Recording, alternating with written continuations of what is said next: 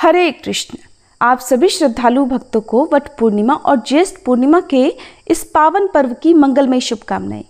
ये दिन नारी शक्ति के तप, श्रद्धा और समर्पण का प्रतीक है। वट वृक्ष की छांव में बैठकर माता सावित्री द्वारा अपने पति सत्यवान के प्राण यमराज से वापस लाने की ये अद्भुत गाथा आज भी हर सुहागिन स्त्री के संकल्प और आस्था को दृढ़ करती है। वहीं ज्येष्ठ पूर्णिमा का दिन पुण्य स्नान, दान और व्रत के माध्यम से पापों के क्षय और मोक्ष की ओर अग्रसर होने का सुअवसर प्रदान करता है। ये पर्व हमें प्रकृति, परिवार और भगवान के प्रति अपने कर्तव्यों की याद दिलाता है। आइए इस पुण्य तिथि पर कथा श्रवण के माध्यम से हम अपने जीवन को आध्यात्मिक ऊर्जा से भरें और श्रेष्ठ कर्मों का संकल्प लें। कथा से पहले आइए हम सब श्री हरि, माँ लक्ष्मी जी और चंद्र देवता से प्रार्थना करें। हे श्री हरि विष्णु, आप ही संपूर्ण सृष्टि के पालन करता हैं। आपके श्री चरणों में ही शांति, करुणा और मोक्ष का निवास है। आज के इस पावन दिन हम आपके श्री विग्रह का ध्यान करते हैं और विनम्र प्रार्थना करते हैं कि आप हमें धर्म, सत्य और भक्ति के मार्ग पर अग्रसर करें। हमारे जीवन से अज्ञान, अहंकार और दुखों का नाश हो और आपकी कृपा से परिवार में सुख, स्वास्थ्य और समृद्धि बनी रहे। हे माँ लक्ष्मी, आप ही वैभव, सौभाग्य और शुद्ध प्रेम की अधिष्ठात्री देवी हैं। जिस घर में आपकी कृपा दृष्टि पड़ती है वहाँ दरिद्रता नहीं टिक सकती। आपकी कृपा से हम सभी के घरों में अखंड सौभाग्य का वास हो। स्त्रियों में सावित्री जैसी श्रद्धा और पतिव्रता धर्म की भावना जागे और हर मन में सेवा और समर्पण का दीप जले। हे चंद्रदेव, आप शीतलता, सौम्यता और मन की स्थिरता के प्रतीक हैं। आप ही की कलाओं से ये सृष्टि संचालित होती है। आज की पूर्णिमा के दिन आपके तेज से हम सब का चित्त शांत हो, कलह मिटे, मानसिक संतुलन प्राप्त हो और जीवन में चंद्रमा की तरह मधुरता और संतुलन बना रहे। हे देवों, इस शुभ अवसर पर हमारी प्रार्थना स्वीकार करें और हमें पवित्र जीवन जीने की शक्ति प्रदान करें। ओम नमो भगवते वासुदेवाय। ओम श्रीं ह्रीं क्लीं महालक्ष्मी नमः। ओम चंद्राय नमः। द्वापर युग में एक समय की बात है। यशोदा जी ने श्री कृष्ण से कहा, हे कृष्ण, तुम सारे संसार के उत्पन्न करता, पालन करता और उसके संहार करता हो। आज कोई ऐसा व्रत मुझसे कहो जिसके करने से मृत्युलोक में स्त्रियों को विधवा होने का भय न रहे और ये व्रत सभी मनुष्यों की मनोकामनाएं भी पूर्ण करने वाला हो। तब श्री कृष्ण कहने लगे, हे माता, आपने अति सुंदर प्रश्न किया है। मैं आपसे ऐसे ही व्रत को विस्तार पूर्वक कहता हूँ। सौभाग्य की प्राप्ति के लिए स्त्रियों को 32 पूर्णमासियों का व्रत करना चाहिए। इस व्रत के करने से स्त्रियों को सौभाग्य संपत्ति मिलती है। ये व्रत अचल सौभाग्य देने वाला और भगवान शिव के प्रति मनुष्य मात्र की भक्ति को बढ़ाने वाला है। तब यशोदा जी कहने लगी, हे कृष्ण, सबसे पहले इस व्रत को मृत्युलोक में किसने किया था? इसके विषय में भी मुझे विस्तार पूर्वक बताओ। तब श्री कृष्ण कहने लगे कि माते, इस भूमंडल पर एक अत्यंत प्रसिद्ध राजा चंद्रहास से पालित अनेक प्रकार के रत्नों से परिपूर्ण कातिका नाम की एक नगरी थी। वहां पर धनेश्वर नाम का एक ब्राह्मण था और उसकी पत्नी अति सुशीला रूपवती थी। दोनों ही उस नगरी में बड़े प्रेम से रहते थे। घर में धन धान्य आदि की कोई कमी नहीं थी, लेकिन उन्हें एक बड़ा दुख था कि उनकी कोई संतान नहीं थी। इस दुख से वह अत्यंत दुखी रहा करते थे। एक समय एक बड़ा तपस्वी योगी उस नगरी में आया। वह योगी उस ब्राह्मण के घर को छोड़कर अन्य सभी घरों से भिक्षा लाकर भोजन किया करता था। एक दिन वह योगी रूपवती से भिक्षा न लेकर किसी दूसरे घर से भिक्षा लेकर गंगा किनारे जाकर भिक्षा में मिले अन्न को प्रेम पूर्वक खा रहा था कि धनेश्वर ने योगी का ये सब कार्य किसी प्रकार से देख लिया। अपनी भिक्षा के अनादर से दुखी होकर धनेश्वर योगी से बोला, महात्मन, आप सभी घरों से भिक्षा लेते हैं किंतु मेरे घर की भिक्षा कभी नहीं लेते, इसका क्या कारण है? तब योगी ने कहा कि निसंतान के घर की भीख पतितों के अन्न के समान होती है और जो पतितों का अन्न खाता है वो भी पतित हो जाता है। क्योंकि तुम निसंतान हो, इसलिए पतित हो जाने के भय से मैं तुम्हारे घर की भिक्षा नहीं लेता। धनेश्वर ये बात सुनकर अपने मन में बहुत दुखी हुआ और हाथ जोड़कर योगी के पैरों में गिर पड़ा और विनीत स्वर से कहने लगा, हे महात्मन, अगर ऐसा है तो आप ही मुझे पुत्र प्राप्ति का कोई उपाय बताइए। आप तो सब कुछ जानने वाले हैं, मुझ पर ये अवश्य ही कृपा कीजिए।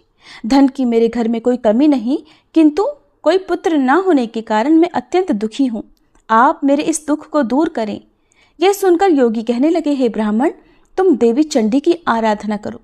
फिर घर आकर उसने अपनी पत्नी से सारा वृतांत कहा और खुद तपस्या करने के लिए वन में चला गया। वन में जाकर उसने देवी चंडी की उपासना की और उपवास किया। चंडी देवी ने 16वें दिन उसको स्वप्न में दर्शन दिए और कहा, हे धनेश्वर, जा तेरे पुत्र होगा, परंतु वह 16 वर्ष की आयु में ही मृत्यु को प्राप्त हो जाएगा।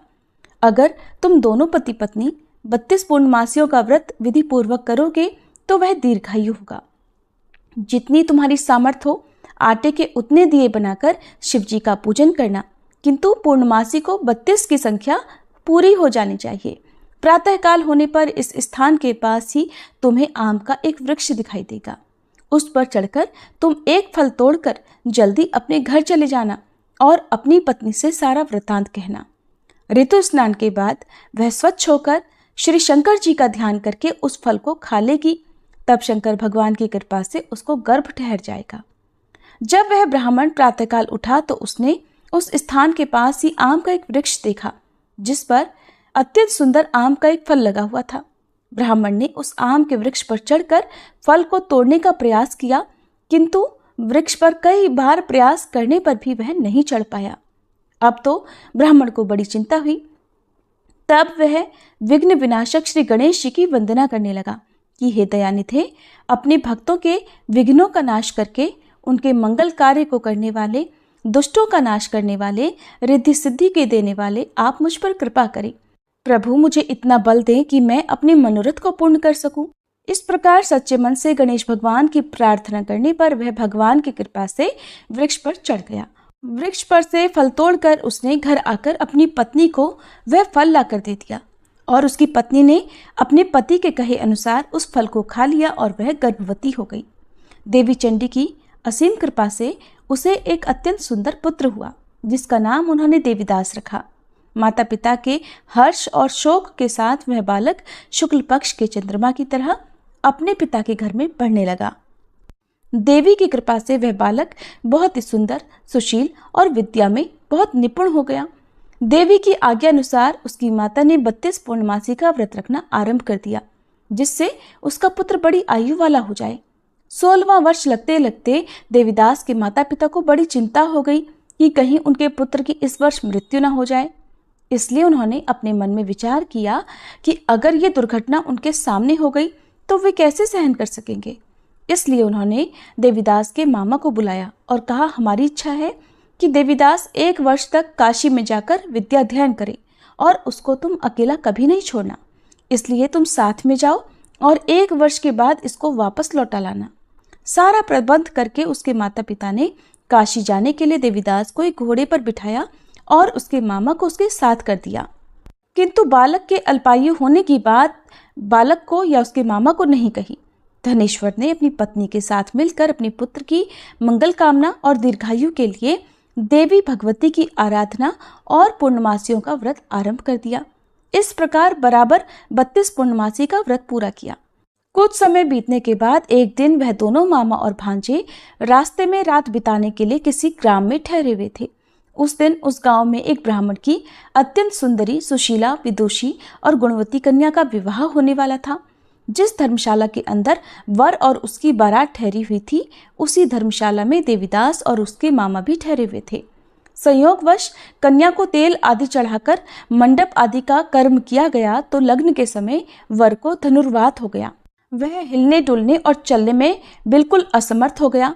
तब वर के पिता ने अपने परिवारजनों से परामर्श करके निश्चय किया कि ये देवीदास मेरे पुत्र जैसा ही सुंदर है, मैं इसके साथ ही लगन करा दूं और बाद में विवाह के सभी कार्य मेरे पुत्र के साथ हो जाएंगे। ऐसा सोचकर देवीदास के मामा से जाकर वह बोला कि तुम थोड़ी देर के लिए अपने भांजे को हमें दे दो, जिससे विवाह के लग्न का सारा कार्य सुचारू रूप से हो सके। तब उसका मामा कहने लगा कि जो कुछ भी मधुपर्क आदि कन्यादान के समय वर को मिले वो सब हमें दे दिया जाए तो मेरा भांजा इस बारात का दूल्हा बन जाएगा। ये बात वर के पिता ने स्वीकार कर ली और तब मामा ने अपना भांजा वर बनने को भेज दिया और उसके साथ विवाह के सभी कार्य रात में विधिपूर्वक संपन्न हो गए। पत्नी के साथ वह भोजन नहीं कर सका। दुखी मन से वह सोचने लगा कि न जाने ये कैसी स्त्री होगी। वह एकांत में इसी सोच में पड़ा हुआ था कि उसकी आंखों में आंसू भी आ गए। तब उसकी पत्नी ने पूछा कि क्या बात है, आप इतने उदासीन और दुखी क्यों हो रहे हैं। तब उसने वो सारी बातें जो वर के पिता और उसके मामा में हुई थी वधु को बता दी। तब वह वधु कहने लगी कि यह ब्रह्म विवाह के विपरीत कैसे हो सकता है। देव, ब्राह्मण और अग्नि के सामने मैंने आपको ही अपना पति बनाया है, इसलिए आप ही मेरे पति हैं। मैं आपकी ही पत्नी रहूंगी, किसी अन्य की बिल्कुल नहीं। तब देवीदास ने कहा कि ऐसा मत करो, क्योंकि मेरी आयु बहुत थोड़ी है। मेरे मरने के बाद तुम्हारी क्या गति होगी, इस बात को अच्छी तरह सोच लो। परंतु वह वधु दृढ़ विचार वाली थी। बोली कि जो आपकी गति होगी वही मेरी भी होगी। हे स्वामी, आप उठिए और भोजन कीजिए, आप निश्चय ही भूखे होंगे। तब देवीदास और उसकी पत्नी ने मिलकर भोजन किया और रात में वे सो गए। प्रातःकाल देवीदास ने अपनी पत्नी को 3 नगों से जड़ी हुई एक अंगूठी और एक रुमाल दिया और बोला, प्रिय, इसे संकेत समझकर रखो और शांत हो जाओ। मेरा स्मरण और जीवन जानने के लिए एक पुष्प वाटिका बना लो, उसमें सुगंधी वाली एक नव मल्लिका लगा लो।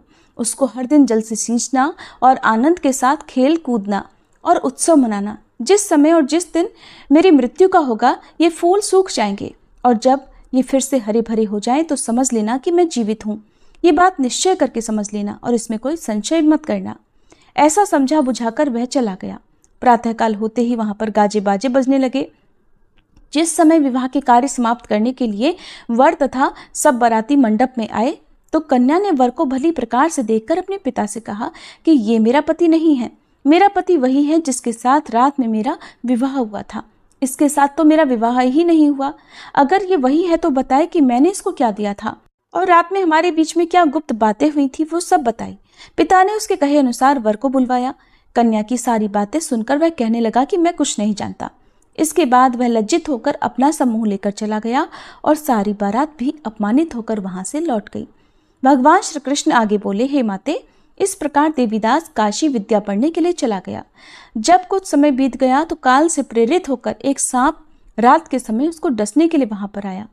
उस विषधर के प्रभाव से उसके बिस्तर के चारों ओर से विष की ज्वाला से वह बिस्तर विषैला हो गया, परंतु व्रतराज के प्रभाव से उसको वह सांप काट नहीं पाया, क्योंकि पहले ही उसकी मां ने 32 पूर्णमासी का व्रत कर रखा था।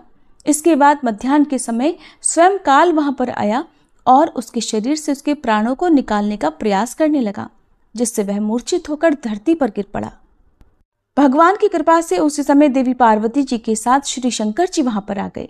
उसको मूर्छित दशा में देखकर देवी पार्वती ने भगवान से प्रार्थना की, हे प्रभु, इस बालक की माता ने पहले 32 पूर्णमासी का व्रत किया था, जिसके प्रभाव से हे भगवान अब आप इसको प्राणदान दे दीजिए। देवी के कहने पर भक्त वत्सल भगवान ने उस बालक को प्राणदान दे दिया। इस व्रत के प्रभाव से काल को भी पीछे हटना पड़ा और देवीदास स्वस्थ होकर बैठ गया। उधर उसकी पत्नी उसके काल की प्रतीक्षा किया करती थी। एक दिन उसने देखा कि उस पुष्प वाटिका में पत्र पुष्प कुछ भी नहीं रहे, सब कुछ सूख कर नष्ट हो गए हैं, तो उसे बड़ा आश्चर्य हुआ। किंतु कुछ ही क्षण में वह सब वाटिका पहले की तरह हरी भरी हो गई। तब वह समझ गई कि उसके पति पुनर्जीवित हो गए हैं। ये देखकर वह बहुत प्रसन्न होकर अपने पिता से कहने लगी, पिताजी, मेरे पति जीवित हैं, आप उनको ढूंढिए। जब 16वां वर्ष बीत गया तो देवीदास भी अपने मामा के साथ काशी से वापस अपने घर के लिए चल पड़ा।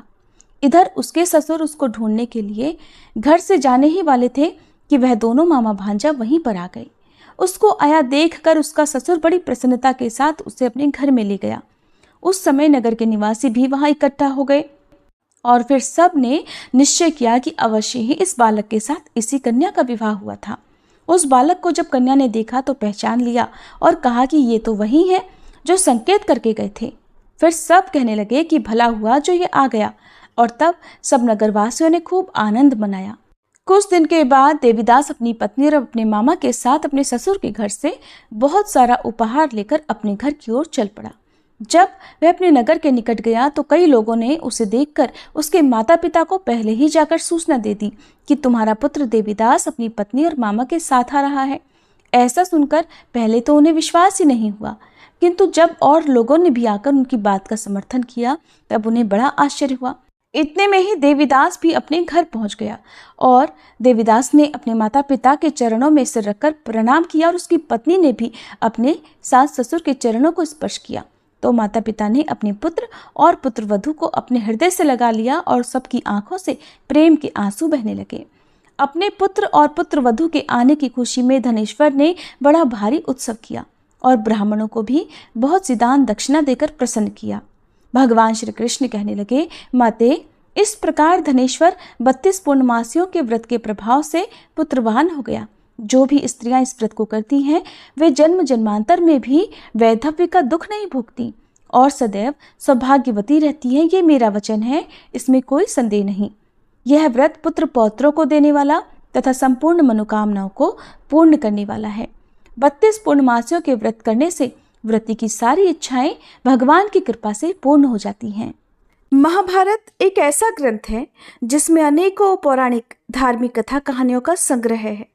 ऐसी ही एक कहानी है सावित्री और सत्यवान की, जिसका सबसे पहले वर्णन महाभारत के वन पर्व में मिलता है। जब वन में गए युधिष्ठिर जी मार्कंडेय मुनि से पूछते हैं कि हे मुनिवर, क्या कोई अन्य नारी भी द्रौपदी की तरह पतिव्रता हुई है, जो पैदा तो राजकुल में हुई हो लेकिन पतिव्रत धर्म निभाने के लिए जंगल जंगल में भटकी हो? तब मार्कंडेय मुनि ने युधिष्ठिर को बताया कि पहले भी सावित्री नाम की एक नारी इससे भी कठिन पतिव्रत धर्म का पालन कर चुकी है।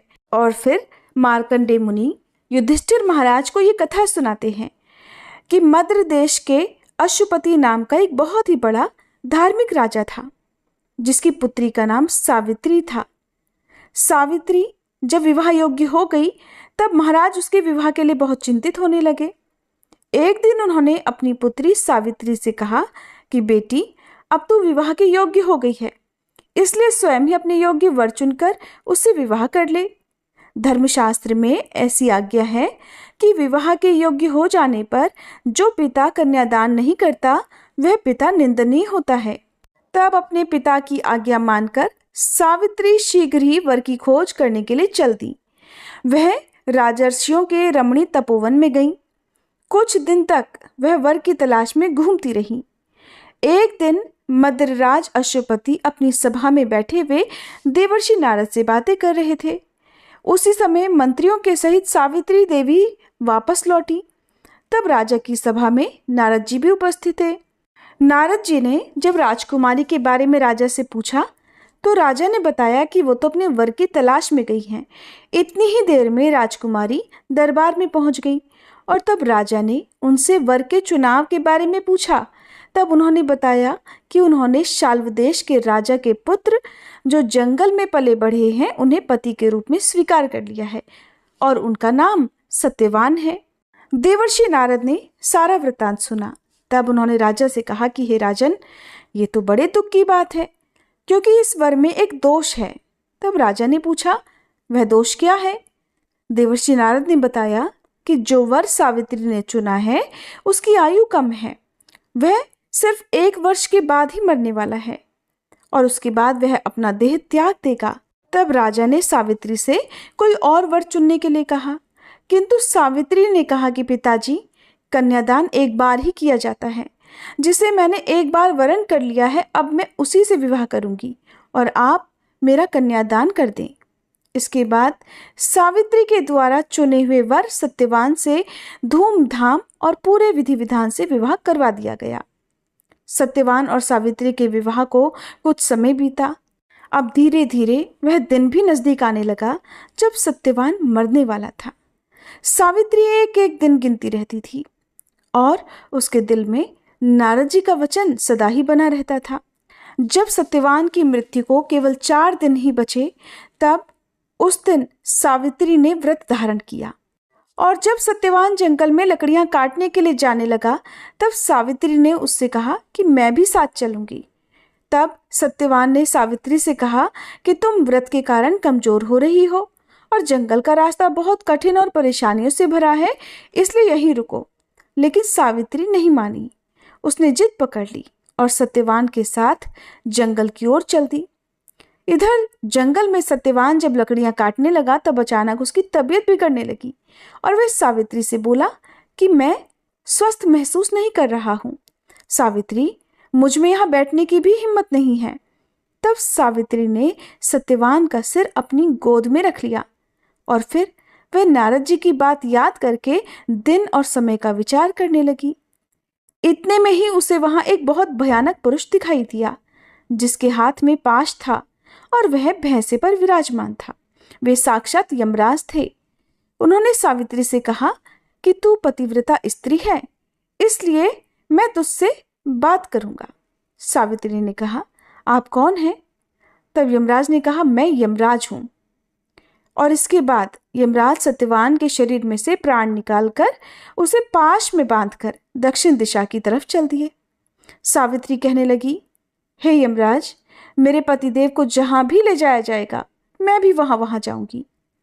तब यमराज ने उसे समझाते हुए कहा कि हे सावित्री, मैं तुम्हारे पति के प्राण नहीं लौटा सकता, इसलिए तुम मनचाहा वर मांग लो। सावित्री ने पहले वर में अपने ससुर की आंखें मांग ली। यमराज ने कहा, तथास्तु। वर मांगने के बाद वह फिर पीछे पीछे चलने लगी। तब यमराज ने उसे फिर समझाया और वर मांगने को कहा कि कोई दूसरा वर मांगो। अब दूसरे वर में सावित्री ने अपने ससुर का खोया हुआ राज्य वापस मांगा। उसके बाद फिर वह पीछे चलने लगी। तीसरा वर मांगा कि मेरे पिता जिन्हें कोई पुत्र नहीं है उनके 100 पुत्र हो जाएं। यमराज ने फिर कहा, सावित्री, तुम वापस लौट जाओ, मुझसे कोई और वर मांग लो, लेकिन मेरे पीछे पीछे मत आओ। तब सावित्री ने कहा, हे यमदेवता, मुझे सत्यवान से 100 यशस्वी पुत्र हो ऐसा वरदान मुझे दीजिए। यमराज ने कहा, तथास्तु। और यमराज फिर सत्यवान के प्राणों को अपने पाश में जकड़े हुए आगे बढ़ने लगे। सावित्री ने फिर भी हार नहीं मानी। तब यमराज ने कहा, तुम वापस लौट जाओ। अब सावित्री हाथ जोड़कर कहने लगी, हे मृत्यु के देवता, मैं वापस कैसे लौट जाऊं? अभी अभी तो आपने ही मुझे सत्यवान से 100 यशस्वी पुत्र उत्पन्न करने का वरदान दिया है, और अब आप ही बताइए, मैं अपने पति के बिना संतान को जन्म भला कैसे दे सकती हूँ?